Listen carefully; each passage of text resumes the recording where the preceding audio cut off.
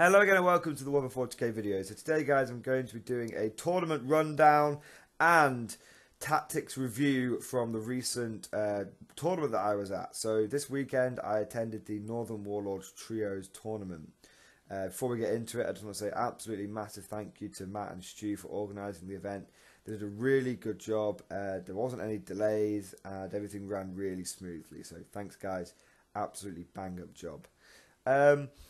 So the Trios tournament's a bit of a funny one. It's a bit of an interesting one. It's a doubles tournament, and a singles tournament, and it's a narrative event. Essentially, guys, and it's quite heavily comp/regulated. So it's really interesting. So how the format of the list works is it's essentially the rule of 3 down up to 11. So it's a team tournament, and there's 3 people on each team. And the rule of 3 is applied to absolutely everything, so troop choices and dedicated transports, but it's also applied across the whole team.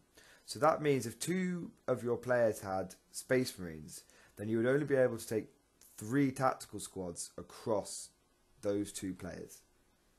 So it means you can't spam anything. You can't, or you have to be quite creative if you want to try and spam quite hard. But generally speaking, you can't spam. The most you'll ever see is sort of 3 Leman Russes. And the rule of 3 again, it's not like you can take 3 Leman Russ tank commanders and then 3 squadrons of regular Leman Russes. No, it's the rule of 3 down up to 11. So tank commanders have got the Leman Russ keyword, and so do regular Leman Russes. So you can choose to take 3 tank commanders or 3 Leman Russes or any combination of the 2, but the point is you're never getting more than 3 Leman Russ battle tanks on the field, which kind of makes the decision easy because it's like, well, I'll just take 3 tank commanders then. Now, I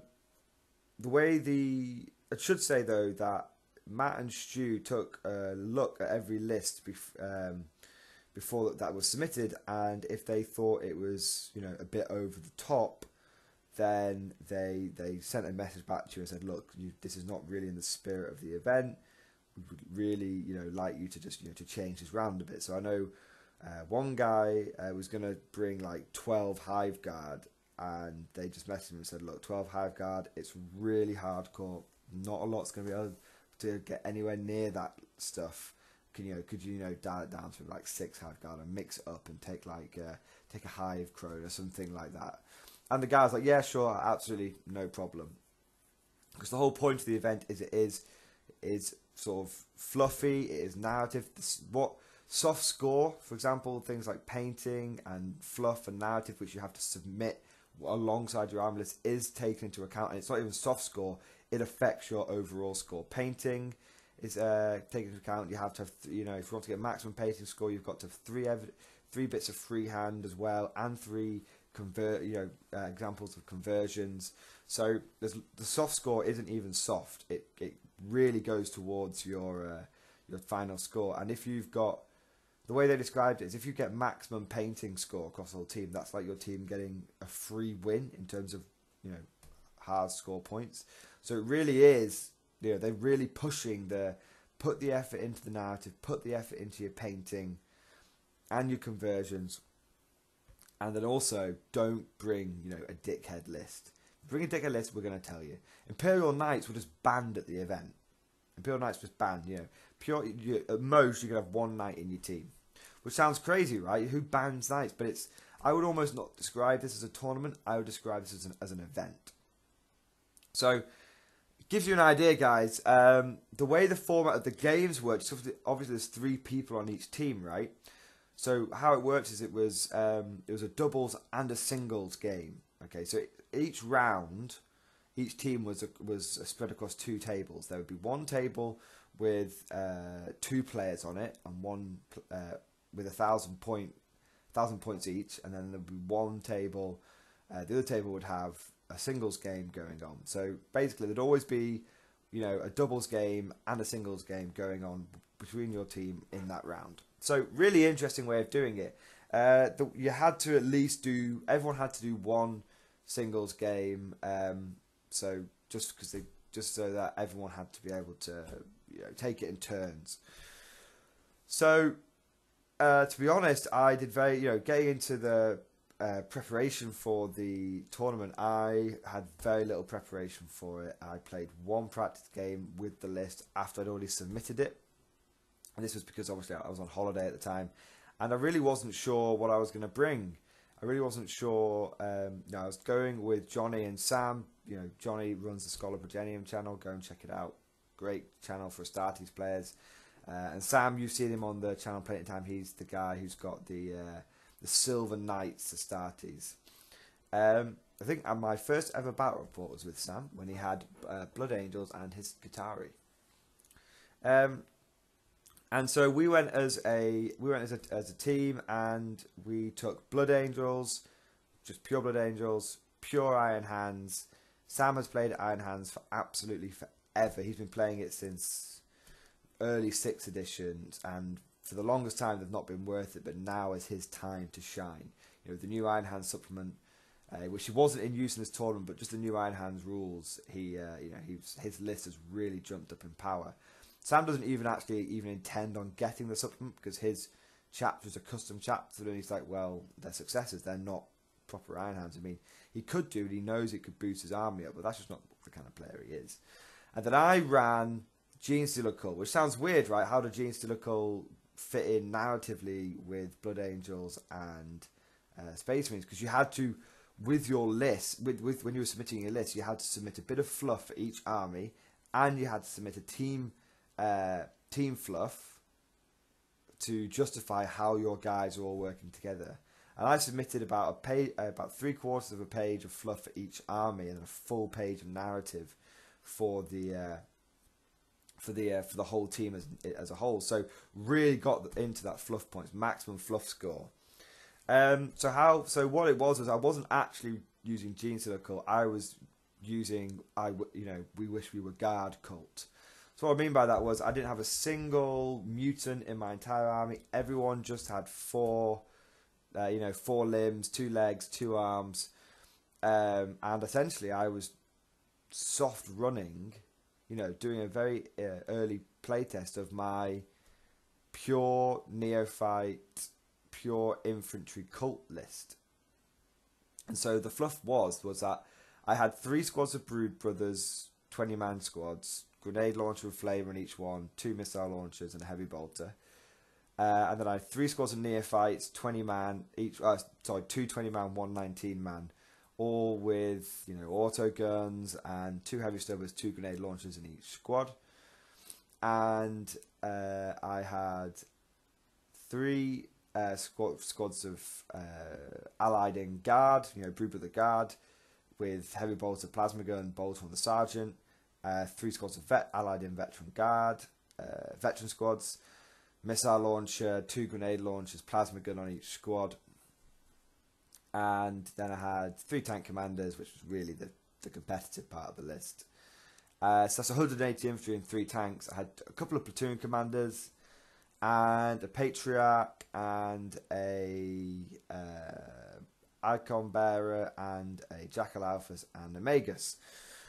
So, the Patriarch, I didn't actually use the Tyranid Patriarch model. I used the Inquisitor Kharasmov model, which you should go and check it out. It's basically an Inquisitor sat on a walking pulpit / throne. And so the fluff for my army was, the fluff for the whole thing was, between the 3 of us, me, Sam, and Johnny, we've been going to trio tournaments for 3 years. I've only been twice, but we've been going for 3 years. And we've been basically saying that and we've used the same, I've used Guard, Johnny's Blood Angels, and Sam's used his Knights for 3 years. And basically, in the first round of fluff that we submitted, it was, the Crusade has been, a Crusade was launched. This was back, 3 years ago. Crusade's been launched. There's Blood Angels helping out in the Crusade. There's the Silver Knights are the ones that have actually launched this Crusade, and the Steel Legion. I represent the Guard forces which have been drafted in to as this massive crusade that's taking place. So that was what we did 3 years ago, and we've continued the fluff at each trios tournament that we've been to. And it got to this tournament, and we were like, the crusade's been going on for for much longer than expected. for each time we've been, there's been like a 10-year period. So the Crusade's been going on for like 20, 30 years now, for 20 years now, and it's just dragging on. It's grinding down everyone involved. So my forces, my neophytes, are actually prisoners which have been drafted in, and under the and the way that it's like, basically I ripped off the Savlar Chemdog fluff, which was, if they live, they will be pardoned. And the 3 squads of Brood Brothers, the big 20-man squads, I used my Mordians, the repainted, Mordians to represent them. And I said they were the sort of prison wardens, prison guards, which have been brought along not only to make sure the prisoners do as they're told, but also they form part of, the prison planet's local PDF, and they've just been, tithed up. And the prison warden's gone, well, I don't have any like proper soldiers. My PDF are basically my prison guards. And he's just sent a load of those guys along as both half soldiers and actually half to keep an eye on the prisoners. And then the Steel Legion that are there, there's 3 squads of veterans in there, and 3 infantry squads, and the tank commander, the 3 Lim Russes are all tank commanders. And the point is, they are actually represent the hardened veterans of the Crusade that have survived from like 20 years ago, and they're still fighting on as best, 10, 15 years ago, 20 years ago, and they're still fighting on. But this is the core that's left. That's why they've not got their chimeras or anything anymore. They're just managing to keep the tanks ticking over, and that fluff was represented across the whole of the team. So Johnny didn't use a single vehicle in his whole army. In first time we went to trios, Johnny had loads of Baals and Razorbacks, but he's now he's swapped to pure infantry Blood Angels, and the fluff was, well, literally through attrition, the Blood Angels have lost their vehicles, and this is what they're reduced to now. Johnny, we only had 3 tactical squads. The rest of it was like veterans, Sanguinary Guard, Death Companies to represent, like, there aren't that many normal Marines left. Like, the people that are left, the Marines that are left have been fighting for ages now, or have succumbed to the Black Rage. And Sam's list, he had no troop choice in whatsoever. He had Vanguard veterans, Stern Guard veterans, and again, his list was to represent that the hardened core of his army, of the Crusades, all that is left over. These knights are now, every single one of them's been crusading for like 20 years, and they're all veterans. So it was really, we really went all in on the fluff, and I appreciate I've been talking a little bit, but the reason it's important to talk about this is just to set you up and put you in the mindset of what was going on in this tournament. So you had the Guard, Cull, Prison Army, you had the Pure Infantry Blood Angels, and Sam's list was lots of veterans, but he did have a Land Raid, had his Venerable Land Raid of the Beast, had a Storm Talon, and he had a Razorback as well, along with some supporting characters. So, my list was really interesting, because obviously I wanted to take more than 3 infantry squads to trios. I didn't want to be taking conscripts. I thought this is the best way I can do it. I can take Gene through the Cull. So how did the games go? Well, the first game that I played was a singles game, okay, and I ended up facing off against Ultramarines who had Bobby G, had Rabute Gilliman, big squad, 6 aggressors with all the Boltstorm gauntlets, and 3 squads of intercessors. No, big 10-man squad of intercessors, 2 squads of 10 scouts with sniper rifles, and then like all the super friends, like the chaplain, the librarian, the lieutenant, not lieutenant, sorry, because Gilliman does that already, and the banner bearer who lets you shoot when you die. So that's all right. I can kind of deal with that, 20 scouts, 10 intercessors, 5 aggressors, Bobby G, I understand that. And then he had 2 Storm Raven gunships, which had all of the guns. Twin assault cannon, hurricane bolters, Typhoon missile launcher, Storm Strike missiles. So this guy was tooled up for anti-infantry. And my army is 180 infantry and 3 tanks. So I thought, okay, I'm boned. Now, I can't actually remember exactly what the mission was, but it was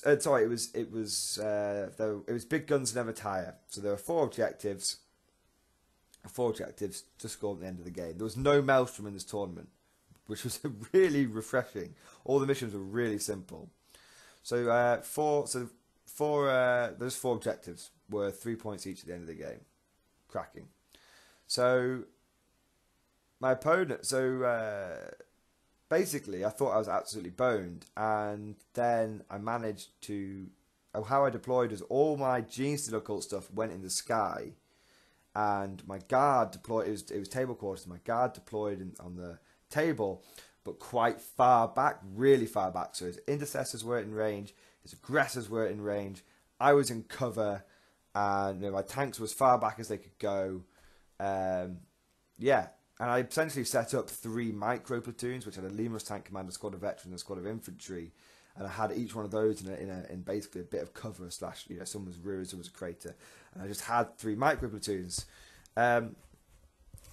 which were in quick move or full throttle range of objectives, and sat on one objective to start with.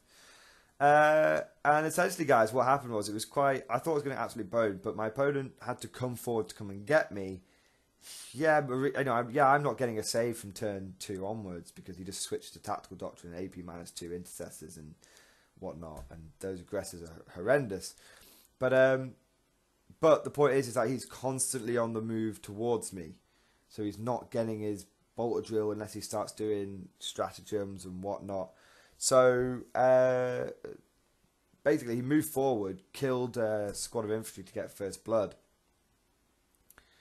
And then in return, he moved closer to me. So then I moved close to him, so that I was in range with most of my stuff, and but not with my tanks, but not my infantry. And then I just took care of some of the aggressors. Took care of one of the scouts. But didn't kill all the aggressors. Killed like 2 aggressors, but they were still out of range. Tickled the intercessors a little bit. Killed a couple of them. And then killed 9 scouts for 1 unit, and he had 1 left alive, and he spent 2 CP to deny me first blood, which is really, really, it's what he should have done, but, it was also okay for me, because it was like, okay, you've burnt 2 CP, you don't have that many. I've got 18, because I've got 3 battalions, and you've got like 7 or 8, so him spending 2 meant that I was already leading the CP war. His turn 2 comes around, and he manages to kill one of the Lehman Russes, really degrade one of the other ones, kill a swath of infantry. I think I lose all my regular infantry squads at this point. I've just got my veterans. So I'm down 1.5 Lehman Russes, and I've just got 30 veterans left. So it looks pretty tense, right? Swings back around to my turn 2, and it's like, right, let's start dropping cult in. So all the cultists come on, the neophytes, on basically my opponent's deployment zone, because he hadn't been able to screen with everything. He's only got a small army, in range of just outside of Auspex scan range from his aggressors, but 9 inches, not in rapid fire range with them, but I've got 2 squads in rapid fire range with other 10-man scout squad, because I use lying in wait, so I pop up 3 inches away with 1 squad, and and then I also use a perfect ambush. I actually use this quite a bit, to pop up 3 inches away, and then use 5 command point splurge, and then get a free round of shooting. And so I was able to kill, and then I also had both my characters on the board as well. So I start throwing smites out there. I use smite, then smite again, and then psionic blast. I get 2 of those through, do 4 mortal wounds, kill one of the to one of his flyers, and then I open up onto his army. Now 40 of my neophytes went into the scouts, wiped them out. 20 of them went into the aggressors, did a little bit of damage to them, and then I slammed in 2 tank commanders into them and demolished them. But the interesting thing is he was really lucky with his banner, or his Space Marine banner bearer. And he kept every single one of his aggressors got to fire before they died. And by the time that I'd killed them, he had wiped out, after I'd killed them with the tank commander, he wiped out my 20-man unit. So I lost 20 guys in my own turn. Jesus. Not great. And that means my Patriarch is exposed from one flank. So it's like, okay, this is pretty difficult now. I also bring in one of the 20-man Brood Brother squads. Bring one of the 20-man Brood Brother squads. Sorry, no, one of my 20-man Brood Brother squads was deployed at the beginning of the game, and they got wiped out pretty quickly. Yeah, so I actually, between 2 enemy turns, I lost 3 infantry squads and 20 Brood Brothers. So 50 infantry across 2 turns is pretty, not poor. And then, but I had 4. But so what I'm saying is, my cultists had come down turn 2, but I still had 2 20-man Brood Brother squads, left in the fight, left underground. His turn 3 rolls around, and he goes for one of the. He uses one of his planes to go for the Patriarch, and the other one, which had been degraded by some lucky veteran missile launcher shots, tries to finish off one of my tanks. But bearing in mind now, think about it. He's got a wounded Storm Raven, he's got a good Storm Raven, and then he's got some intercessors, and some like 7 intercessors and 4 or 5 characters. So it's not a lot. It's like 11 infantry models and 2 flyers, versus I've got 70 infantry on the board and 2 tanks and another 40 in the sky. So his plane flies in against the Patriarch, unloads everything, but it's degraded, unfortunately. No, it's not degraded, sorry, but my opponent's a little unlucky, and I get to do my invulnerable save, 5 up, then pass off any wounds I don't want, then pass off any multi-wound things to my familiars, and then if I want to, I can do unquestioning loyalty on anything else. And then the result is my Patriarch only takes 2 wounds. So I lose both familiars to his Stormstrike missiles, I pass a bunch of invulnerable saves, and then I lose like 5-10 neophytes jumping in front with unquestioning loyalty. I passed like every unquestioning loyalty save but like 2, basically. So my Patriarch just lived, and my opponent was like, well, that's bad. That's really bad. And it's like, yeah, it is, because at this point you're out of position now, and you've just thrown a Storm Raven at me, and it wasn't degraded, and you're in 12-inch range of me now, and I have mind control as a psychic power. So I literally swung back around to my turn, I mind controlled a Storm Raven, killed all his intercessors, pretty much, between that and the remaining cultists. And then in the shooting phase, I actually managed to down both flyers in 1 turn. The tank commanders took out the healthy one. Veteran missile launchers and some other spare firepower took out the other one. So really, absolutely fantastic turn. So my opponent has got Bobby G left and 4 characters. Here's Sergeant Tillian as well, but that was it. So, in my turn 3, I should say, my 40 Brood Brothers obviously came down. One blob of 20 came down to reinforce the Patriarch, and I used 2 command points. They could come in from 3 inches away, and then so they blobbed in next to the Patriarch, and then I used the other 20 just to go on the other flank. So on one of the objectives, sorry. So it's turn 4. My opponent's got Bobby G. He's just got characters left. Bobby G comes charging in, but there's a 10-man veteran unit which is screening, so he kills 10 veterans. His characters come wheeling into my cultists, and between them, they kill like 5, 10, 20. I think it was about 15 cultists between them, but that's not a huge amount. So there's not a lot left, really, to be honest, on my opponent's side. He's got Bobby G and 4 characters. A librarian, a chaplain, banner bearer, and there's something else I can't remember. And essentially, guys, Bobby G gets tank commanded in my turn 4. He gets back up. He's got 3 wounds. I smack him back down again on turn 5. And the other 4 characters, 2 get shot to death by my neophytes. They're in cover, but they get shot to death over 2 turns. And 2 get eaten by the Patriarch. because he's in amongst that, just eating them. You know, so my opponent got tabled by the end of my turn 5. So I got a big win. One thing to say though is Bobby G did manage to single-handedly carve through 20 neophytes on his own, because he like shot 6 just dead. Not neophytes, brood shot 6 dead. Went in, hit with like every attack, and then they did like a horrendous amount of mortal wounds. I think that maybe there's only like 15. Some had died, but you know, Bobby G killed 15 in guardsmen. Like it was, you know, he had more. He could have killed 20. He had overkill.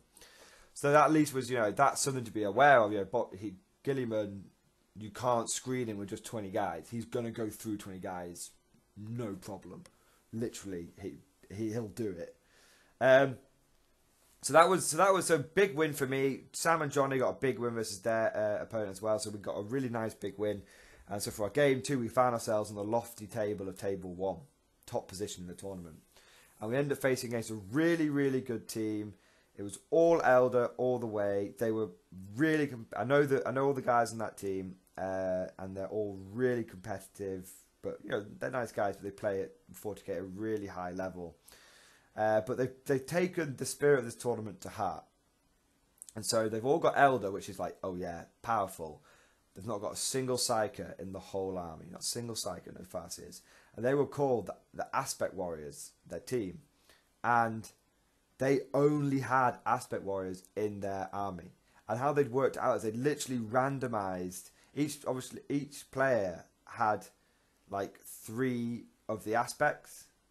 So you had like Swooping Hawks, Striking Scorpions, Fire Dragons, Dire Avengers, Howling Banshees, Dark Reapers. I don't even know them all. Like you had basically each player had. There was no Guardians or anything, and each player just Shining Spears. Another one. I'm sure there's some other ones that I'm missing, but yeah, each player basically had 3 of each had Aspect Warriors. It was a full Aspect Warrior team, but it was good. But it's Eldar. At the end of the day, it's still Eldar, which no matter how you mix it up and roll it round, they're really, really good. And to tell you these guys came second in the tournament overall. With that, so yes, they're incredibly good players, but Eldar is Eldar at the end of the day. There's no way you can really, slice it. No other way you can really slice it. Eldar is really good. So even if you completely randomize your army and your lists and whatever, you still got Eldar. So what happened was me and Johnny doubled up this time. Sam went on his own, and me and Johnny, in my 1,000 point list, I had just my Genestealer cult side of things. I had my 120-ish infantry and my 4 characters, and Johnny had 3 tactical marine squads, 2 smash captains, Thunderhammer, Storm Shield, pay the CP at the beginning of the game to make them Death Company. He had the Chaplain with Jump Pack, and he had a squad of Death Company. I think it was 11 with 2 Power Swords, 2 Thunderhammers, and then he had a squad of 5 Termies, all with Thunderhammer Storm Shield. And our opponents had 3 big squads of Dire Avengers, 3 big squads of Swooping Hawks, 3 big squads of, medium-sized squads of Shining Spears, 3 big 5-man squads of Warp Spiders, and then they had like Autark, Sky Runners, and they had the Phoenix Lord of the Swooping Hawks and the Phoenix Lord of the Dire Avengers. So it's infantry and bikes versus me and Johnny, which have got pure infantry. And our opponents have... Sorry, I didn't see his last game. Sorry. But our opponents had first turn. It was Dawn of War deployment. And so I said to Johnny, right, these, they're not going to get to us turn 1, more than likely. They're not going to get to us turn 1 in terms of combat. And they might get to us with shooting, but not with everyone, not the way they've deployed, simply because, well, they might have been able to move in advance and still shoot and whatnot. But if we fall back a little, we're not going to take a huge amount of damage turn 1. Dire Avengers are good, but they're not, they're not amazing. And I've got lots of bodies, and we've got Smash Captains. I said to Johnny, what we'll do is we'll deploy a little bit. We'll deploy just a little bit further back, so they'll have to move to get into range of us if they want to shoot us, and they'll have to advance if they want to get to range because they've only got 18-inch range on their shuriken catapults, but we've got 24-inch range. So if we deploy just that little bit back, they're going to have to move to get it. They're going to have to move to get us, and they were sat in cover, so we were going to draw them out of cover. That was it. We're going to draw. So we literally deployed 24 inches away from them, plus a little bit, plus 25 inches away. We deployed 25 inches away from them, just 1 inch back from our front line. I don't know if that would have helped or not, but it was literally just because at least it would force them to advance. If that affected their assault weapons, that would have been good. In the end, I don't think it matters with Eldar, but whatever. It's not relevant. And then we put two smash captains in amongst my infantry, and then Johnny just had his deep striking Death Company and Thunderhammer Termes and Chaplain. Now I started on the board with my neophytes because I wanted to take advantage of the 6-up feel no pain, and I wanted to take advantage of the fact that if I did get contacted, I'd be able to fall back and still shoot. And also I wanted to win the early infantry firefight, so I wanted my Jackal Alphas down there. I didn't want to get screened out too much. So we deployed like that, and they deployed basically most of the Warp Spiders on one flank, most of the Shining Spears on the other flank, and then the Dire Avengers bang in the middle. Swooping Hawks in the sky, and then we seized on them. Now the siege had more of a psychological impact than anything else. Our opponents said it made a huge difference, but I don't think it made a huge difference. I think it definitely set the tone for the game. In terms of, me and John are like, right, boom, move forward. Moved everyone, all my infantry moved forward. 24-inch, so I've got 24-inch range, so I go aggressive. Oh, the mission was, there was one objective in each deployment zone and one objective in, two objectives in no man land in a diamond, so all basically equally spaced. And it was Dawn of War deployment. And so we moved forward aggressively. Got into range, and I opened fire with my 60 neophytes and managed to kill. They were in cover at the end of the day, and they were -1 to hit. I managed to get +2 to hit on them. The Dire Avengers were -1 to hit because of lightning fast reflexes. I managed to get +2 to hit against thanks to the Jackal Alphas and chilling efficiency. Jackal Alphas popped a wound off, and then I popped chilling efficiency. But even then, I killed 12 Dire Avengers. It's not a huge amount. A lot of stuff wasn't in range, because they was in range. It's Dire Avengers in cover. They're on a 3-up save. Not a lot I can do about it, to be honest. I'm only wounding on 4s. I'm only hitting on 3s. I am rerolling 1s, admittedly, but I've not got rapid fire range. So it's only like 16 auto gun shots. Grenade launchers did okay, but they were, grenade launchers didn't roll too hot. They were getting sort of 6s and 7s with the grenade launchers. Not everyone could see. There was a big landslide blocking a bit of terrain, but I still managed to kill 10 Dire Avengers and 12 Dire Avengers to do a wound on one of the bikes. Their turn flies around, and they go hyper-aggressive. Shining Spears come down at my infantry. Warp Spiders go down towards Johnny's Tactical Marines on the left flank. I'm in the centre right, and Johnny's on the left flank, essentially. And then, they do a whole mess of damage. They kill one of Johnny's tactical squads, which had grabbed an objective, because you scored objectives. You scored 1 point for each objective at the end of each round, at the end of each turn. So we had run a tactical squad to get 2 points in the first round.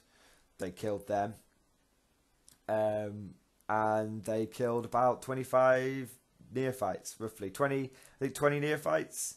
So not too bad. I had my 6-up feel no pain, which wasn't too bad. Which helped mitigate a lot of damage. They didn't get a huge amount of Blade Storm, so I was on 5-up for armor save and a 6-up feel no pain for most of it. And then it's a 7-inch charge with the Shining Spears, or an 8-inch charge, and they fail it. They had some form of reroll, but they still failed it. So that was big. So what happened was, essentially what happened is I dropped one squad of 20 Brood Brothers in to basically replace the losses I had. Drop them in 3 inches away from the enemy, light up the flamer, rapid fire, and really maul one of them another one of the Dire Avenger squads. Really maul it, and the rest of my shooting goes in against one of the against some of the bikes, and managed to so I killed 10 Dire Avengers and managed to kill 3 bikes as well with my shooting, which wasn't too bad.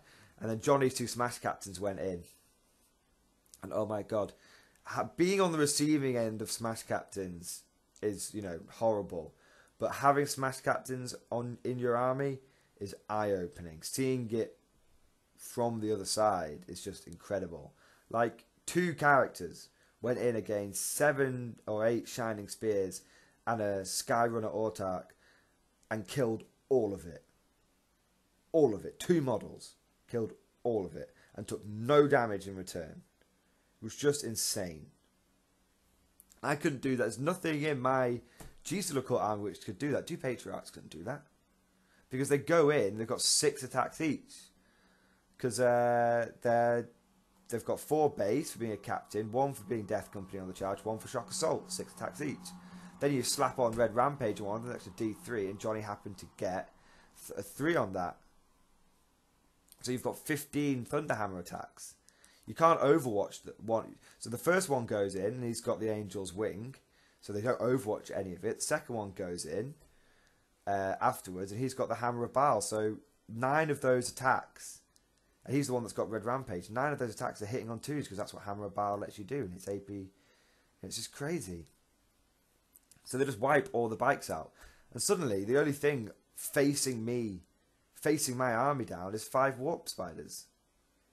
On the other flank, Johnny drops in his Death Company with Chaplain and his Terminators to secure our home objective, essentially. And the Death Company, use the 3d6 charge stratagem that Blood Angels have, go flying in there. The Chaplain manages, with a CP reroll, manages to make his charge in. And the Death Company absolutely tear apart the Warp Spiders. Warp Spiders aren't that bad anymore. So suddenly, our opponents have got no Shining Spears left, because they lost. Johnny managed to take, we took out all the Shining Spears through Smash Captains and shooting. We've got 1 squad of Warp Spiders left, so all they've got on the field is a squad of Dire Avengers and Autarch, essentially. That's all they've got left. So the Swooping Hawks come. So their turn 3 comes around, and the Swooping Hawks drop in. And they come and try and take me out. And, the Swooping Hawks drop in. And they do, but they've only got lasguns. They're fancy elder lasguns, but they're only lasguns. And as a man who uses lasguns, all the time, they're not going to turn the game for you. They're not going to do it, no matter how fancy the lasgun is. So yeah, sure, they make a mess of a whole load of infantry. I lose another, maybe 15, 20 neophytes. I think at turn 3, I lost all my neophytes, but like 4. So sure, that's bad. But then that's it. That's all. That's it. That's them spent. So all me and Johnny have to do is kill 3 7-man Swooping Hawk squads, a Dire Avenger squad, and 2 Phoenix Lords. That's all we have to. Oh, and the Avatar. They had the Avatar of Cain as well, which had charged in, switched in their turn 3, charged in against the Smash Captains, did no damage to them because they've got Storm Shields, and then the Smash Captain in return killed with Honor the Chapter, got to fight twice, killed the Avatar. So yeah, that was their turn. That happened in their turn 3, and our turn 3, my remaining 40 Brood Brothers come in, and we basically clean off the majority of the Swooping Hawks, because the Smash Caps, guess where the Smash Caps in our turn 3 take out 1 Swooping Hawk unit, and I take the other one out with mass volleys of, because I've got, Swooping Hawks are only a 4+ save, and I've just dropped in 40 guys in rapid fire range, and I've still got, I've got about 50 infantry. It's horrendous. I think there are a couple of Swooping Hawks left, but they got taken out the next turn. So all they've got left by sort of end of turn 4 is squad of Dire Avengers and the Dire Avenger Phoenix Lord, which the Death Company go barreling into. I shoot the Dire Avengers to death. The Death Company go barreling into the Phoenix Lord and tear him to pieces. I think the Phoenix Lord actually charged them and killed a couple, and then they turned around and beat the shit out of him. So that was it. Game 2, major victory. And then unfortunately, we turned, Sam had been doing really well all game and then has had 2 turns of horrendous luck. And Sam got a major loss, unfortunately. So that ended up being a draw that round. So we drew against the team that had, top tier shit. So then game 3 comes around and it's me and Sam as a doubles pair. And it's just straight up kill points.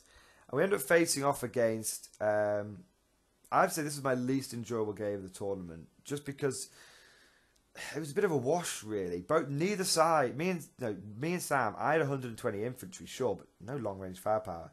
Sam's got, Storm Talon, a Razorback, Devs, and Vanguard Vets and Sternguard Vets. But we have, this is a whole 24-inch range firefight, and our opponents are foot marines with, like incursors, infiltrators, intercessors, and then a bunch of like tactical marines, just loads of random shit and loads of infantry. But neither side basically we tried to play it quite tactically, but it was it was kind of boring. Our opponents were being really tactical, so that meant that we kind of had to be really tactical. And it was the last game of the first day. Everyone was a bit tired, so whilst we were all trying, we were trying to be friendly, it wasn't. Everyone was just tired, so people, rather than remembering it was like the sporting, sporting event, friendly tournament event. It was quite a tactical game, and our opponents sort of were the ones that sort of set that tone. There's nothing wrong with that. At the end of the day, you're at a tournament. There's nothing wrong with that. So.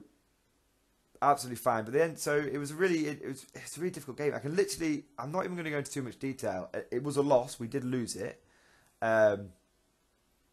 so fair enough.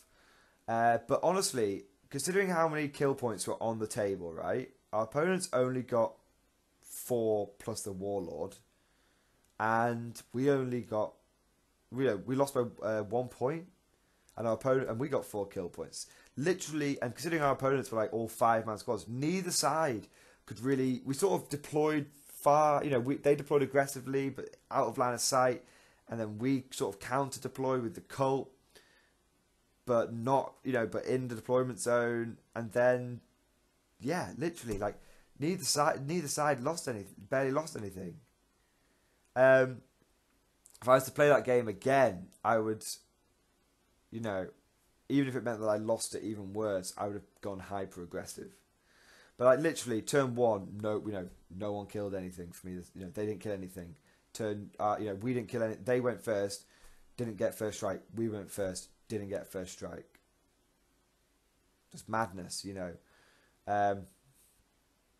Then their turn 2, they threw a 7-man Termi squad into us. Which which they managed to get. They managed to get onto Sam's Warlord due to some shenanigans. They could didn't realise that these White Scar Termies could get like a +3 to their charge with like a 3d6 rerollable charge, something crazy. So these Termies can be smashing in. And so literally it's a really difficult game to sum up. End of the day, we killed Terminators, Khan, and a couple of tactical squads, and they killed our Warlord, a Lieutenant, so that's 3 points, obviously. I think they got the Contemptor, and so that's 4 points, and then they got the Storm Talon. Now, admittedly, if we're going to be honest, I was all for playing super cautious because I knew we would outwin the firefight because they just had loads of bolters. They had no anti-tank, and I said, we should. I said to Sam, we should basically just use our, he's got 4 lath cannons and 3 assault cannons. They're going to win any 24-inch range firefight. But Sam's a nature and very, he's an aggressive player in terms of his strategy. So his Storm Talon went flying up the flank, killed something, but then got taken out. His Contemptor went flying up, killed something, but then got taken out. Then we got Khan and we got the Terminators, so which they use aggressively. But I didn't lose as a Gene Circle player. I didn't lose a unit. How mad is that? I didn't lose a unit in a kill point game. So there you go. In hindsight, I would have said if Sam wanted to be that aggressive, I would have been like, okay, let's go all in, let's fucking hammer it in there. But also, if maybe there could have been better communication between me and Sam. To be honest, maybe we should have. Like I said, we made some tactical mistakes. Took us a couple of turns to catch up in terms of switching on, because our opponents were switched on from the get go. These guys came second. The first team, the team me and Johnny played, they came third. Sorry, these guys came second, and they were switched on. Like, yeah, it's a friendly event, but we're playing to the top of our ability. So there you go. Fair enough. Lost the third game. And like I said, they were switched on, and me and Sam were kind of switched off, and it took us a couple of turns to really be like, oh, okay, let's actually take this seriously, which is our own fault. At the end of the day, it's our own fault. So that's the end of the first day. A win, a draw, and a loss. Johnny was on his own that game, and unfortunately, he got a major loss. But he said he had terrible luck. Like, out of 4 charges on 3d6 with his Death Company, he made 1. He had terrible luck. And even then, he was only like a 1 point off getting a minor loss, and he was a draw for like loads of the game. So game 3 was a really funny round for us because we were playing. We were it was a funny round. It was a funny round. The best not dwell on it. It's a bit of a funny round. Round 3.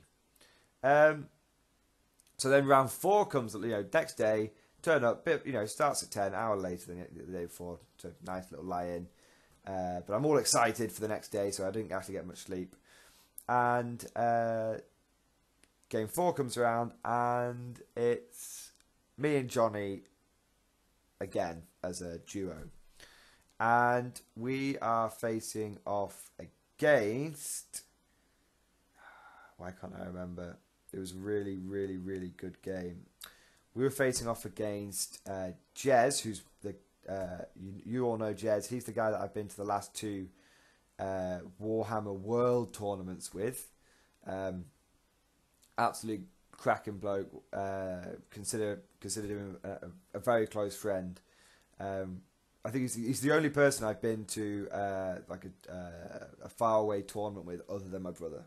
So that's we're good mates, me and Jez, and then we're also playing Barry from the club as well. Basically, it was a club game, and Barry again, absolutely sound, really, really good guy. And we were, and Sam was playing against Brownie and his proper Gene Stealer cult, not mine, which wish they were guard. And so Brownie had, I don't really know, Brownie had like a straight across the board Gene Stealer cult list for Sam to face off against. Some Rock Grinders, some Ridge Runners, some Aberrants, some Acolytes, some Neophytes, real straight across the board. But Barry and Jez had a really interesting list. So Jez was Kronos, and he had 3 Exocrines, a Hive Tyrant, a Neurothrope, and 3 squads of Gants. So all the Daka. And then Barry had 3 squads of Kraken Gene Stealers, 2 squads of 20, 1 squad of 12. Swarm Lord and a Brood Lord. So, they had, one of them had all the close combat, and one of them had all the shooting. So how me and Johnny played it was I actually had no cult in Deep Strike. And what I did is I used blips and fake blips and being able to move blips around to make sure that we were only going to ever get contacted by 1 squad of 20 Gene Stealers turn 1. I couldn't stop one squad because he can move them and advance them, and then double the advance move Metabolic Overdrive, and then move them and advance them again with the Swarm Lord. So one squad was always going to get there. But I made it so that either, you could either move both squads really far up to the middle ground but not make a charge with either, which is he's never going to do that. Or it's going to be, he's going to get one squad definitely in combat. Now, deployment was interesting. Deployment was Spearhead Assault, and the mission was there were 6 objectives. There were 6 objectives, and you got a point for each one at the start of the beginning of the turn, and there were also kill points. Now, Johnny deployed his Death Company, his Terminators, and his Chaplain off the board, and I deployed, like I said, Blips to keep one squad of Gene Stealers out. Sorry, it was Hammer and Anvil. It wasn't Spearhead Assault. Sorry, guys, it was Hammer and Anvil. It was lengthways, so Johnny had most stuff off the board. He had his 3 tactical squads in cover on our side, holding our home objectives. We had 3 objectives on our side of the board, and they had 1 in the middle and 2 on their side of the board. So we had an advantage, fortunately. They did go first, though, which actually worked out best because it meant that we could shoot. When it came to our turn 1, there was all these geniuses in our face in rapid fire range.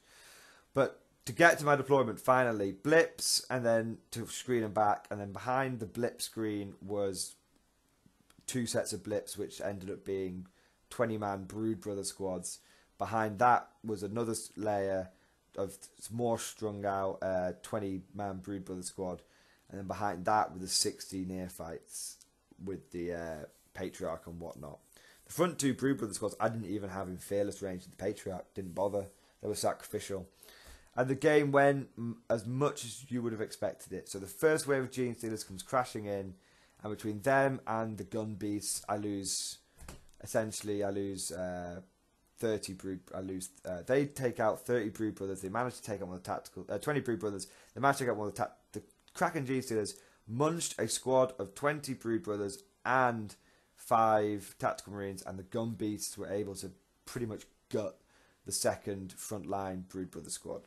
So 40 infantry lost turn 1. Our turn 1, we respond. My remaining 20 Brood Brothers move up to fill the gap for where the second squad's going to come of Gene Stealers are going to come barreling in, and my 60 neophytes go into the 20 Gene Stealers. Now I managed to kill a couple with kill 3 with Smite. Jackal Alpha pops her sniper rifle off, gets the hit, chilling efficiency. That's +1 to hit. Thank you very much. And then I use her +1 to hit against them as well. So all my cultists are hitting on 2s, rolling 1s. They're nearly all in rapid fire into that 20-man Gene Stealer cult. Gene Stealer. I don't keep saying Gene Stealer cult blob. Kraken Gene Stealer blob. Needless to say, they go down. They go down. We're talking like 32 rifle shots from each squad, roughly, hitting on 2s, rolling 1s, plus the grenade launchers went off the chain and got like 8 grenades, 8 or 9 shots each. Then the heavy stubbers went in. It wasn't pretty. And we even managed to thin out about 4 or 5 from the next wave of Kraken Stealers coming in. Now it did actually take nearly all my firepower, all my cultists. It took all my cultists to kill those 17, sort of 20 Kraken Stealers, because he had Catalyst on them, so he was on a 5 up, 5 up. So yeah, it did take all 60, but we got him. Second turn, guess what happens? Next wave of Kraken Stealers come in, and they kill all the remaining Brood Brothers. They killed the remaining 25 Brood Brothers. So they had some support fire from some of the gun beasts, that was basically it. They took out the next. So I've lost 60 infantry. I lost basically 35, 40 in the first turn. I lost 25 in the second turn. Johnny's lost one of his tactical squads, and another one's been mauled by a hive tyrant, Jetta's hive tyrant with all the Daka guns. It's like all the Devourers with brain leech worms. But our turn 2, obviously, we clear out the Kraken, the remaining 20 man Kraken Genestealer blob. And Johnny drops in his Death Company and his Terminators and his Chaplain into the middle of the board where one of the main objectives is, which is being guarded by the enemy Swarm Lord, 12 man and 12 man Genestealer blob. And we're like, yeah, sure, there's a hive town that's kind of flying around our lines, but we'll get to it. We'll get to it. So Johnny, so obviously I did my shooting. Johnny does his assault, gets into the 12-man Genestealer blob, and gets into the. He did shoot a few of the Genestealers first, and gets into the Swarm Lord. He has to use on the chapter, fair enough, but he kills all the Genestealers, and he gets the Swarm Lord down, and he gets the Swarm Lord. He almost didn't get the Swarm Lord, but then he used Honor the Chapter, and he got the Swarm Lord. So that was good. So suddenly it's like, hang on, let's look at this. We've got a Brood Lord and a Hive Tyrant that are admittedly in our lines, but there's 60 neophytes there, and and 2 Smash Captains, and a bunch of my characters. And the enemy's basically got 3 squads of Gants left, a Hive Tyrant, and 3 Exocrines. So, okay, this is going pretty well. The enemy in their turn 3 pours everything into Johnny, but he's in cover in the centre of the board of the objective, and he gets a couple of lucky feel no pain saves. And the end result is that 1 Terminator goes down, and there are 3 Death Company left. So he only lost 8 Death Company and a Terminator, which is pretty good. Maybe 2 Terminators? 2 Terminators and 8 Death Company from 3 Exocrines and a bunch of Gants and the Hive Tyrant came swinging in as well. So the Hive Tyrant comes not a lot on the shooting phase. The Hive Tyrant comes swinging in against.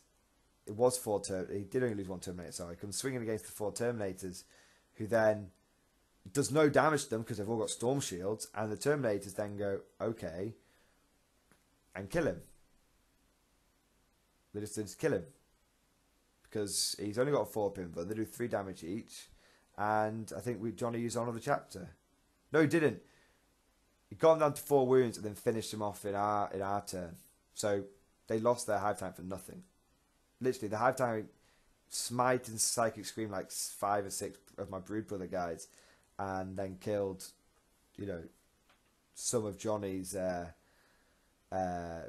or maybe 1 Terminator or something crazy. It just did nothing. Did nothing. So that was their turn 3. In our turn 3. Like I said, the Terminators finished the Hive Tyrant, but Johnny gets the Brood with his Smash Captains. Johnny gets the Brood Lord that's munching on a couple of my guys, and then my Neophytes just at long range distance start plinking off Gants. Managed to get one of the Gant squads, and then we only got to turn 4 because we're running out of time. Their turn 4 comes around and they managed to kill the Death Company, but then Johnny, because he boosted his Smash Captains into the centre of the board by moving and then charging, does the same thing again and takes one of the Exocrines, and that manages to get us 1 point. Then he consolidates into their deployment zone and gets us another point with Line Breaker. They don't have Line Breaker, and the game ends and we get a major victory by 1 point, which was really good. Really,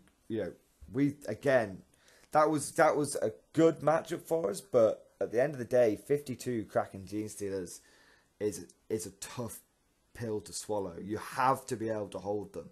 If I'd left any cult off the board, if I had left anything off the board, we wouldn't have had enough screening, and it would have been awful. If that had been Johnny and Sam together, it very much would have been likely that they would have been wrapped and trapped. They wouldn't have had the same level of screening, and it would not have been a good day.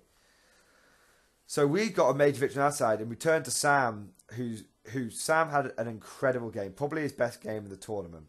He lost it. It was a major loss, but it was beautiful to watch because the Genestealer cult came smashing into him, doing what cult do. Turn 1, turn 2, turn 3, waves of cultists.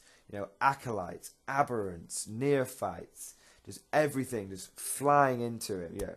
Demo bikes, And, you know, Sam is getting beaten back, but he's Iron Hands, and Sam can make... And the thing about Sam is, he doesn't ever really have great damage output in his turns. He always just fucks you in your turn. So he'll either make 23 out of 24 3-up Storm Shield saves, and then the one that gets through, he gets a 6 and his Feel No Pain, you know. And then in return, he'll just like pimp slap you with the unit that if you charged him. And that's what Brownie learned against him. So Brownie was literally swarming him. And at one point, he went in against Sam's Primaris, who we call Duke Smashfucker, Primaris captain, because he's got 7 wounds, which is insane.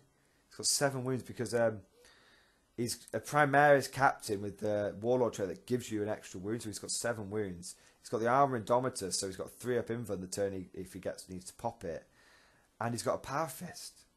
So Brownie goes wheeling and dealing in there with like a 10-man Acolyte squad. Does no damage to Sam, even with mining drills and whatnot. Does no damage to Sam, and Duke Smash Fist just kills 6 of them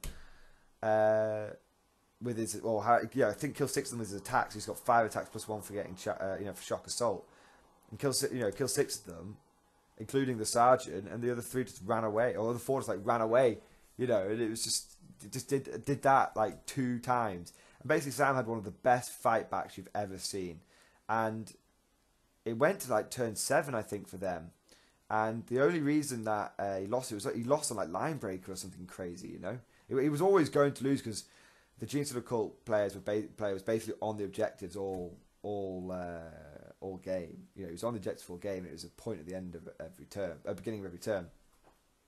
But by the end of it, Sam still had had all his characters: Smash Captain, Smash Lieutenant, also Duke, Smash Fucker, Primaris Captain, the Smash Fist Lieutenant. He loves Power Fists, and he had his Vanguard Veterans and his Sternguard Veterans and Devs and Termies. Literally just like an iron bulwark. And the Jessical player had just had like 2 Rock Grinders and a couple of characters left.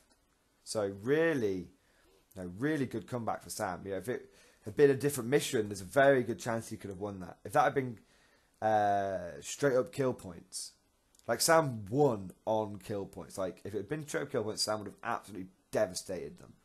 But it was the fact that GSO were able to accumulate so many points. So that was a really good game for Sam. Last game of the tournament swings round. I'm playing a single player game, and Johnny and Sam are teaming up. And I end up drawing against Dark Elder, who are very good, as we all know. And I'm facing against, literally, this Dark Elder list doesn't care that it's limited by the rule of 3. This Dark Elder list you see at tournaments. It was 7 Talos, 2 Razor Wing Jet Fighters, 3 Ravagers, and 3 Venoms with Cablite Warriors inside. I have faced that list outside of trios. I have faced that list in trios and practice, in previous years. That is a list that is solid no matter where you go. And we all know Talos are just so good at munching infantry. Those Talos have got 10 attacks each, and there's 7 of them. That's 70 attacks, which are going to hit on 3s and then wound on 2s re-rolling, and they're probably going to end up hitting on 2s in combat. I don't know how Power Pain works, but it's not great. And then 3 Disintegrator Ravagers, we all know how good those things are. And then even his Venoms, they've got double Splinter Cannon. He paid for double Splinter Cannon, so he's got great firepower from them. So absolute mad, bad matchup for me. If he takes out my tanks with his Dizzy Ravagers, I'm screwed. I ain't got nothing that can bring down those Talos. Outside of that, my anti-tank is like 3 Veteran Missile Launchers and 2 Brood Brother Missile Launchers. It ain't gonna cut it. Fortunately, we roll up for deployment, and my opponent does get first turn, which I actually was okay, and I get to determine the deployment zone. I roll for it, and it's Spearhead Assault, so it's pointy hammer and anvil. It's pointy lengthways. And I'm like, okay, cool. You know, I am a shooting army. He is a shooting army, but the max range on his guns is 36 inches, whereas I've got 48 inches range on my missile launchers, and I've got, you know, tank commanders, which I can, you know, essentially got 41-inch threat range. So I just deploy. My opponent deploys obviously all his Talos as far forward as possible in the point of the spearhead assault, and his Dizzy Ravagers behind them, and his Venoms basically, and his plane on each flank, and his Venoms to sort of evenly spread out. Mission was objectives, 6 objectives, 1 in each table third, if that makes sense. 6. The table was split into 6 equal squares, 1 in each square. Does that make sense? What, you know, what, I don't know what you call it, but yeah. So I deployed. I'm like, right. So I'm going to deploy as far back as possible. Okay, because he's going to have to come to me to get to the middle. He's going to have to, at the very least, come to the middle of the board. And he's got Talos. He's not going to sit in the middle of the board. They're definitely going to come as far forward to me as possible. So that's what he... So I deployed my tanks as far back as possible. 2 on the left, 1 on the right flank. They all ended up on the right flank after my turn 1, to be honest, because of movement, the way his Talos were coming at me. I screen those with my veterans and regular infantry, and then I use my blips, because I don't know if he can... I use 5 blips to keep him as far back possible with his Talos, because I know that they can move forward, and then I don't know if they can advance as well. Maybe, I don't know Dark Elder that well, but as it turns out, they can just move and advance. But I know I want to keep his planes far back as well. You know. Now he, interestingly, I go, right, those 3 blips are fake. And then I go, and these 2 other blips, which I was going to use as like, it doesn't really matter as anything. These 2 other blips are going to go in the sky. And he goes, I'm going to vect that. And I'm like, really?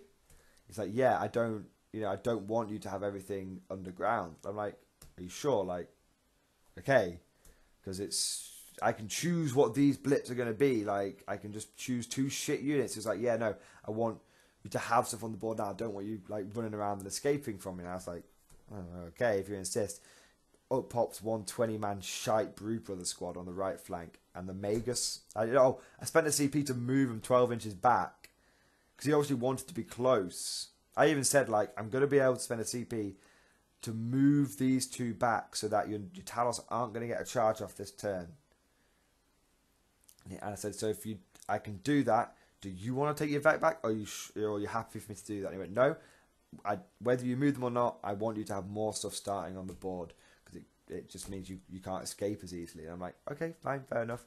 So 20 Brood Brothers pop on the right flank. Magus pops up on the other flank.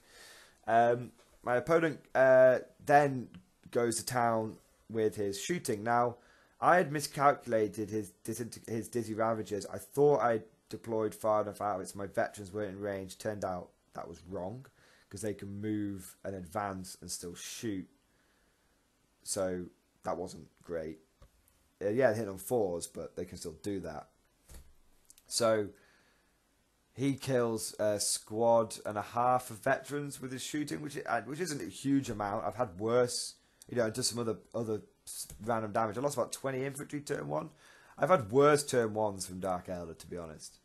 So my turn 1 rolls around. I move forward, because I can move 5 inches and still fire stuff. And shoot into his Ravagers. I don't target the Talos this turn. My Magus is a smite on the plane, does a couple of wounds to it.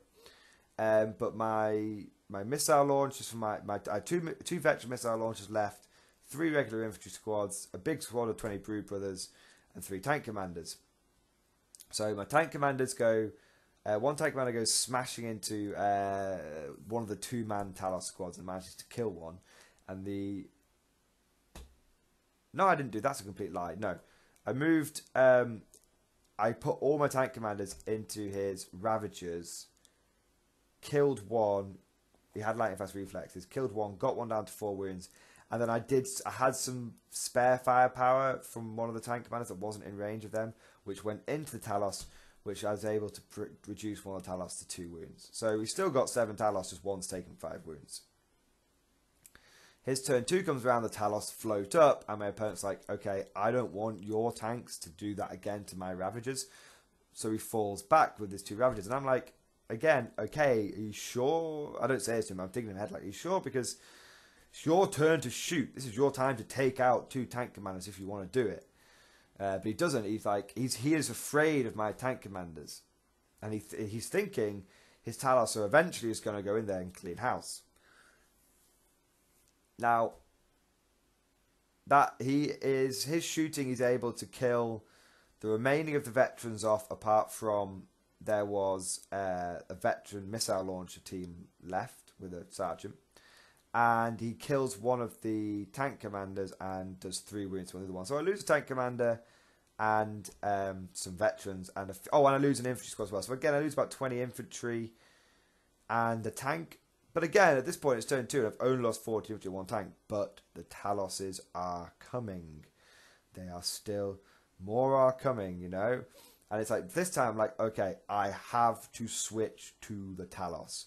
I am only going to get 2 good rounds of shooting, and the Dizzy Ravagers are fucked off for, you know, so let's do this.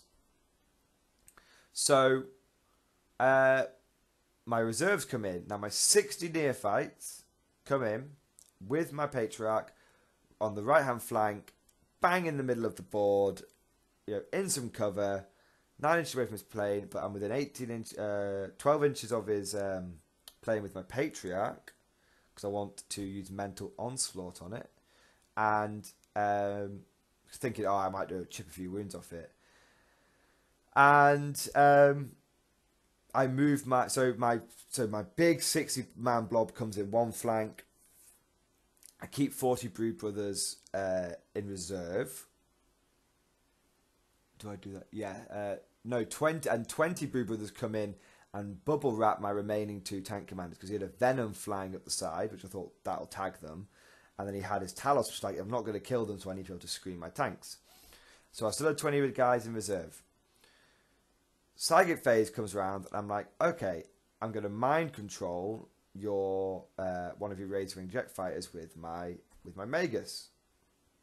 And I do that, and I'm able to kill the 2 wound Talos with the Razor Wing jet fighters. That was pretty good. That was worth it. And then I go, okay, I'm going to use Mental Onslaught on the Razor Wing jet fighter. And my opponent's like, okay, how does that work? And I explain it to him. He's like, all right, fine. So how Mental Onslaught works, for those of you that don't understand, is I get it off on a 6, I warp charge 6, and then we roll. Me and my opponent each roll a dice, and then add our leadership to our dice roll. If I beat my opponent's score, he takes a mortal wound, and we go again, and we keep going until either my opponent just rolls a flat 6, or I don't beat his score. Now, my opponent doesn't roll a single 6. In fact, we stopped after I'd done something like 18 mortal wounds thing. He just doesn't roll. My opponent just does not roll above a 3.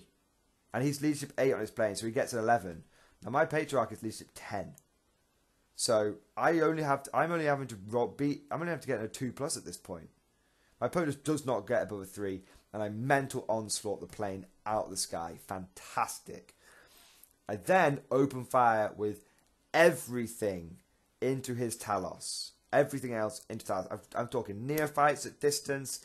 I'm talking, all my tank commanders, Brood Brothers, missile launchers, absolutely everything. I sling it all into the Talos. And bear in mind, he's got 6 Talos left. Okay? And I kill 3 of them outright, which is fantastic. And I bring another one down to just 2 wounds. And there's one more, which has taken, and the 2 others. There's 3 Talos left when the dust settles. I'll explain this easier. 3 Talos left when the dust settles. One's got 2 wounds, one's got 5 wounds, one's full health. And it's like, okay, I got a bit of breathing room. My opponent's turn 3 comes around, and he tries everything to strip my screen away from the tanks, but he doesn't quite manage it. I just get a couple of lucky saves, and yeah, that keeps me in the game. So then my opponent, I get one more turn of shooting at his Talos, and I'm thinking, I almost go full throttle with one of my tank commanders and try and escape. And I'm like, oh, I might be able to keep that for another turn, shooting. And I thought, no, that is not the guard way. We will hold the line. And I stand my ground. And I'm like, right, let's do this. Once again, I got 20-man Brood Brother, an infantry squad with plasma gun and heavy bolter, and a missile launch and a couple of missile launchers. Everything goes into these towers. It comes down to the last wound by a heavy bolter on one of the tanks, and we get it. We get it. We take it out. We kill another 3 Talos. Admittedly, we basically killed the equivalent of 2 Talos, worth of wounds. But my God! So suddenly the board clears, and it's like, holy shit! Oh, and I pick all my cultists fire into the Razorwing jet fighter and bring it down. Because it was on 6 wounds because it had taken some little bits of firepower here. It had taken 2 from Smite in the first turn, and then it had taken a couple from spare firepower that I'd shot at it when things hadn't been in range of anything else. So suddenly it's like, hang on, what's my opponent got left? He's got a damaged Ravager that's only got 4 wounds left, a full strength Ravager, admittedly. I've killed one of his Cabalite squad. I've killed 2 of his Cabalite squads. So all he's got left is 3 Venoms and 3 Venoms and 2 Ravagers. That's it. That's all he's got left. And I've still got like 50 neophytes. And I bring in my last 20 Brood Brothers to support where my Patriarchs dropped in, just to add numbers to that. So it's like I've got 70 infantry on one flank. And like about 40 left in my own deployment zone. I had about 100 infantry left. Is that right? Yeah, I had about 100 infantry left, and I still had one of my tanks, 2 tank commanders. It's like, holy shit, this is actually a game that I should have had no chance at. I'm winning, and I'm in control of 3 objectives comfortably. My opponent is very tenuously in control of 3 objectives. So swings round to my opponent's turn 4, and we only get to turn 4, unfortunately.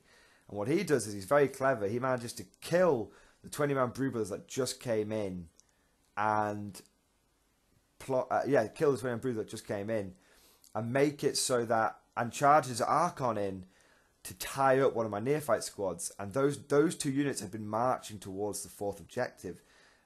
But now, the 20 Brood Brothers are gone. And the neophytes that were going to make it, now they're tied up. And they're over 9 inches away from the objective. So they're not going to be able to fall back into range of it. So now my opponent's like, it's 3-3. It's like, holy shit. I'm like, well, I don't know how... so I'm like, okay, I need to pull something out the bag here. So I have a third... my turn 4... I'm like, okay, I get one of my tank commanders, I move and advance it and I'm like, to explain how he's got the objectives. He's got 1 objective locked down with his Ravagers and his Cabalites. I'm not getting that one. He's got 1 objective with just a character on it, and 1 objective with just a Venom on it. So I'm like, the 1 objective that's got a character on it, I go, right, my Lehman Russ tank commander is going to move and advance and gets a 6 on the advance. We go 6 inches. Then I go full throttle, move again 10 inches. And I'm like, I just need a 3 or more on this advance roll. And I roll it and I get a 3. Boom. Get within 3 inches of that objective, nullify it. So I've got to win at that point. I've got to win. And then it's like, okay, but I want to get a major win because, Johnny has said to me as he passed, that hit the game him and Sam were playing, it wasn't going great. So I thought, well, fuck, if they lose, or they might get a major loss, I need to get a major win here. And I'm like, right, there's only one thing. There's a neophyte squad that's in range of that Venom. It's an 8-inch charge, but I've got a CP for reroll. I roll it and get a 6. I get a 4 and a 2, right? And I go, right, CP reroll, roll it again and get a 1, and I fail it. I'm like, fuck. I'm like, god damn it. And then I go, oh, let me just check my Patriarch. And my Patriarch is exactly, like, we're talking by a couple of millimeters within 12 inches of the Venom. So I've got to get a double 6 on the charge. Well, I've got to get 11. But at the time, I was like, I've got to get double 6. And I was like, and he's like, you advanced. I'm like, yeah, but I said, but Patriarch's going to move, advance, and still charge. And I go, okay, I'm going for it. Roll both dice. Double 6. And I go swinging in there, and my opponent just goes, good game. Absolutely fantastic game. And, he says, roll it out just to see if you kill the Venom. Obviously, the Patriarch just destroys the Venom, but even if it hadn't, it would have cancelled it out.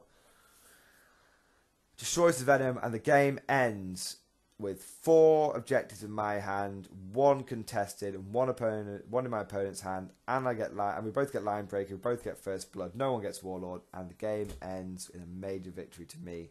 And Johnny, I turned to Johnny's like, we got a draw. So we ended up winning the round, which is great. So Johnny and Sam got a draw.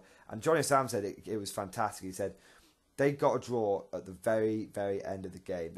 He had won the way Johnny and Sam got their draw was they had 1 Blood Angel Sergeant on an objective who got charged by 3 intercessors. Just no sergeant, just 3 intercessors. The 3 intercessors failed to kill Johnny's sergeant, which, to be fair, it does happen. He's got power armor.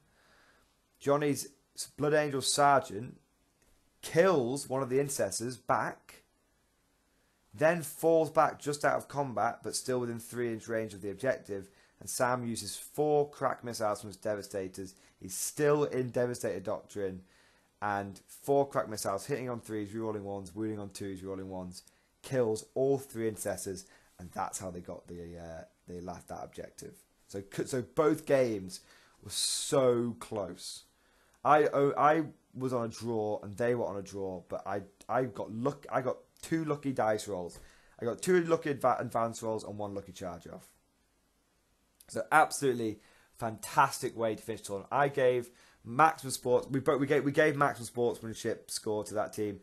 My last game opponent was one of my favourite, I would say it possibly is my favourite tournament game of all time.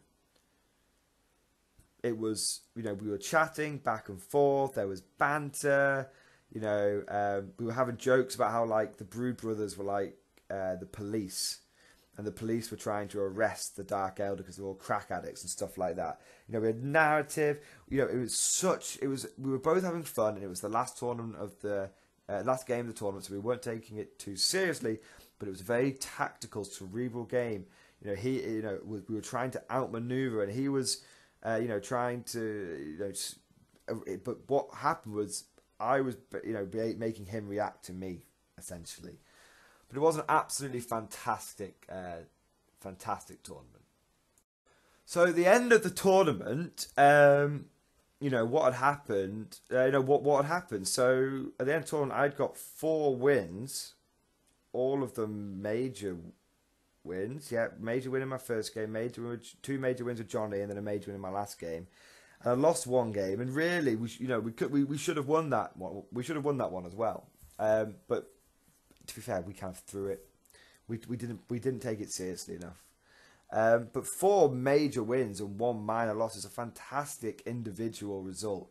As a team, we got a major win, a minor win, 2 draws, and a minor loss. So, it wasn't. It was a very, very respectable score. Interestingly, we because of the very respectable score. We didn't end up in the top 3 though, unfortunately. I'm not sure. I think we came 4th overall in the tournament, which is pretty good. Pretty good result. So yeah, absolutely fantastic. I do like the trios event. It's always a little frustrating when you're trying to build your list because you're so constrained by the rule of 3 turned up to max. But it was still really, really, really good tournament. Tactical thoughts and insights. Okay, so if you've waited this long, this is your dessert, basically. This is your treat for waiting this long. Tactical thoughts and insights. I'm going to say something which is very controversial now. Okay, but I'm going to say it. I believe that Gene Stealer Cult have not have potential.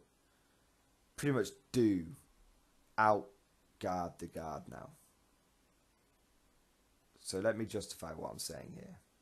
And what do I mean by that?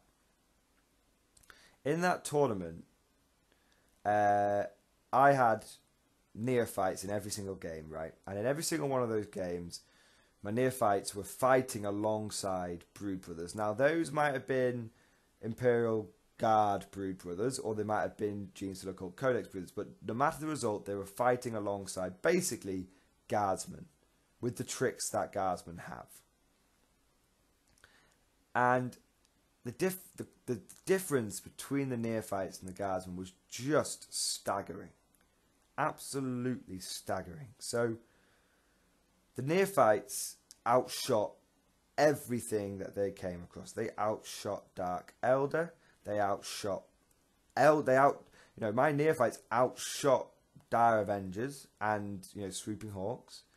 They outshot Marines on 2 occasions. And they gunned down.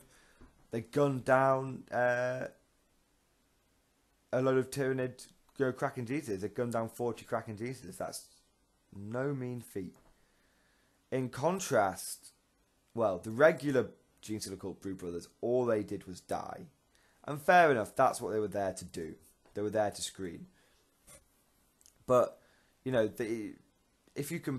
they just... The fact that I got my neophytes hitting on 3s rerolling 1s pretty much all the time is just fantastic. And, every game there was that chance where I could, get them to hit on 2s rerolling 1s. And, the fact that the Genestealer Cult... but that's comparing the firepower. And then when you compare, when I've got a squad, a couple of squads of regular guard infantry, and they open, and I'm using them to, fire the first rank fire most of the time, and they open up against, an enemy unit and kill like 3 models, and that's probably what you expect from 2 infantry squads. That's normal. And then next to them is 20 neophytes who open up. And open up and just do like 5, kill like 5 or 6 models, and it's just because you're hitting on 2s, you're rolling 1s, and it's just like it's just insane. Because when you think about it, it's like, yeah, the guard infantry's a little cheaper. One of my neophyte squads costs 110 points, and it gets 2 grenade launchers and 2 heavy stubbers. And my Imperial Guards squads with heavy bolter and plasma gun also cost 110 points. Both squads have got 2, heavy weapons. One's 2 heavy bolters, one's 2 heavy stubbers, and both squads got 2 special weapons. One's got 2 grenade launchers, one's got 2 plasma guns. So the guard have actually got the better special weapons, but the guard will literally just open fire and just miss, because you can't, unless you're playing Cajun, you can't really get first rank fire, second rank fire, and reroll 1s at the same time. You can either have one or the other. And we're talking the majority of the time. Yes, you've got things like Kurov's Aquila, and you've got Superior Tactical. You've got those things out there, but I'm talking about the majority of of guard armies. Cajuns are very popular, but they're not the majority of guard players. The majority of guard players are all the other regiments combined. So the majority of guard players can do one or the other. And Genestealer Cult are like, okay, yeah, I can only get the reroll 1s to hit, but then I get the +1 to hit as well. And it just makes such a difference. And the thing is, it's interesting, so often in the guard, you're not in rapid fire range. It'll take you like 3 turns, especially if you're running foot guard. It can take you 3 turns to get into rapid fire range. Turn 1 you're not, turn 2 you're not, right, turn 3 you're finally there. Especially with casualties being blown off. And even then you can't get everyone in rapid fire range. Genestealer Cult, it's like, okay, I'm going to deep strike in 60 guys, and they're all in rapid fire range straight away. And I can, Genestealer Cult can do this. Genestealer Cult, if you play Hive Cult like me, you can fall back. Sure, it's -1 to hit, but you can still shoot.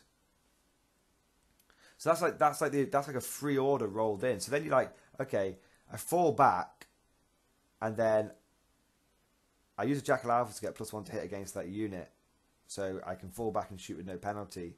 And then I'm in range of the Patriarch as well, so I'm rerolling 1s. And then I use the Jackal Alphas to pop a wound off the squad I'm shooting, chilling efficiency, and suddenly I'm back up to, even though I've fallen back, I'm back up to hitting on 3s, rerolling 1s. You know, it's just madness. And you've got Kelomorphs and stuff that I didn't even use. And you know, Genes of the Cult get 6 up field. You know, just take a few Acolyte Icon wards. You got 6 up field no pain across the whole army. It is just night and day.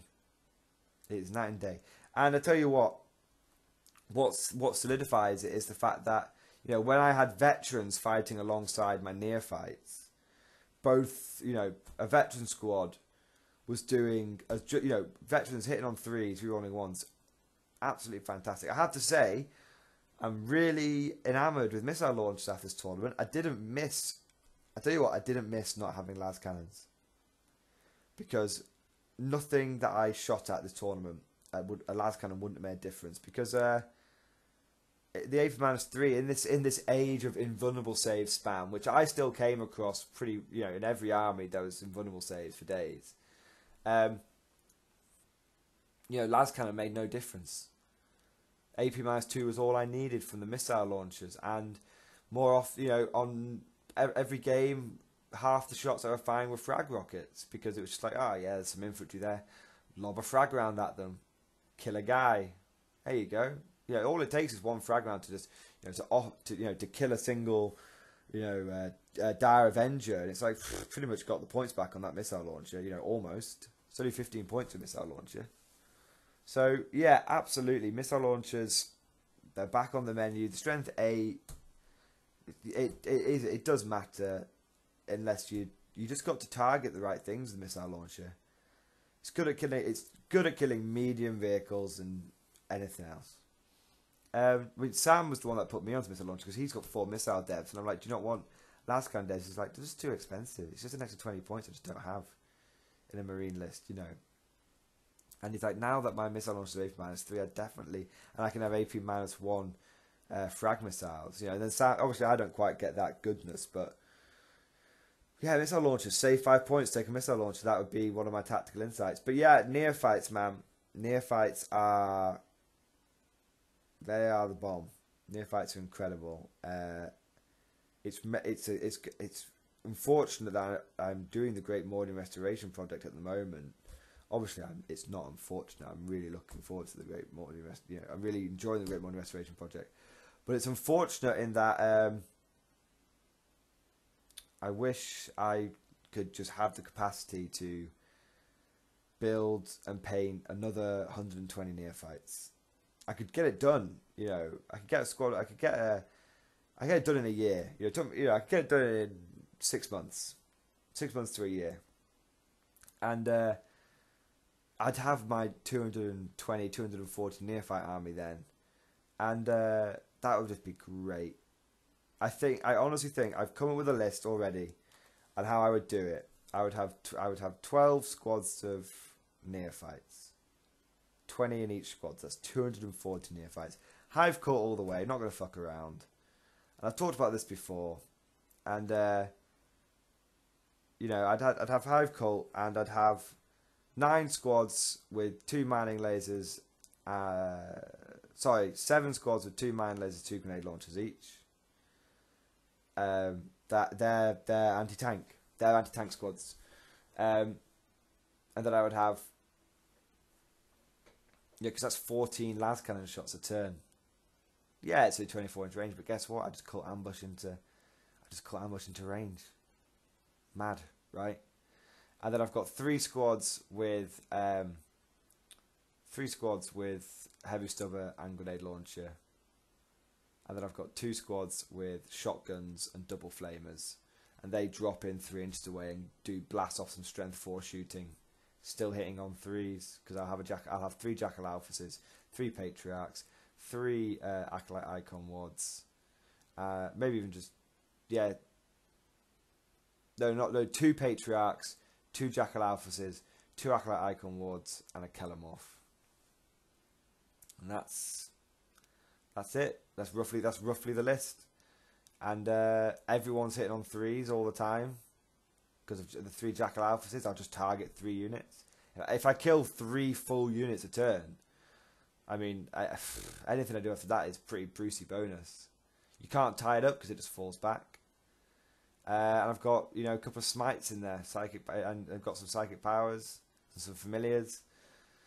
Yeah, and that's honestly that. I'm going to. I think the next tournament I go to, I'm going to take that list essentially, and I'm going to paint my Mordians up, and my Mordians I'll use as neophytes just to try the list out. But yeah, I think that is the way to go. That is the way to try it, guys. And my eyes are, you know, I'm going to run my obviously my Mordians are the focus, you know, Mordians for life. But I've got to stringently test this list because I really feel like it has the power to be like properly meta changing. You know, a bunch of knights turn up. Fine, I'm going to be using, you know, I can fit more manning lasers in. You know, I could essentially just take like 20 odd bloody, I could take like 20 manning lasers and just go, right, all these manning lasers hitting on 3s, rerolling 1s, and I'm gonna pop a wound off an enemy knight, so I'm gonna hit on 2s, rerolling 1s, and I'm gonna be in range with everything because of deep striking and whatnot. So immediately the manning lasers will be on 3s, rerolling 1s because if they move. But you know, it's what, like, let's say it'd be like 12 hits, reroll 16 hits, wounding on 3s, so like 11 wounds. 11 wounds, and then the enemy's going to stop like half of that. So let's say they stop 5, so 6 go through. You could easily get, you know, 66. That's 7, 14, 21 wounds from those manning lasers. It's 3.5 times 6 is 21. And then you've got all the grenade launchers. All I would have to do is either do 3 wounds from 2 smites on that thing, or have the like 24 crack grenades go at it, and all they'd have to do is 3 wounds. So that's a knight dead in a turn. The knights fight back, sure, but they've got to get through. They've got to get through like 18 neophytes to then get to the last 2 of the manning lasers, which are the important ones. So if even the knights killed like 3, you know, killed like 2. If the knights killed 2 full squads, which I don't think they would. They might do, but I don't think they would. 2 full squads, and then do the same again. That's another knight dead. And when there's only 2 knights left, and the enemy's killed, let's say the knights kill another like 2 full squads. Fine, if they do that, I'll accept that. I've lost 80 guys. I've still got 140 left. You know, I've still got 140 left, and then I'll still probably be able to kill a knight with that, because I'm gonna have, you know, still gonna have 40. What's that's like? If 140 left, that's there's 1 mine laser per 10 guys. That's 14 mine laser shots. That's still going to be, you know, 40 mine lasers, 14 grenade launchers, all the auto rifle shots as well. You know, I'm still going to have enough to kill. You know, I'm going to kill a knight a turn every turn, no questions asked. So I think, yeah, and that I don't think guard could do the same. I don't think guard could do the same. So there you go, guys. Really nice long video. Nice sort of Tuesday big old, or midweek big long video. Let me know what you guys think of the of the video. Let me know what you think of the potential for the heresy, which is the Gene Stealer cult mass neophyte army. Can cult outguard the guard? I'm personally convinced that they can. So that's kind of it's happy but sad at the same time, because I kind of don't want my guard to be outguarded. But there we go. Let me know what you think down in the comments below. And of course, I'll see you guys next time.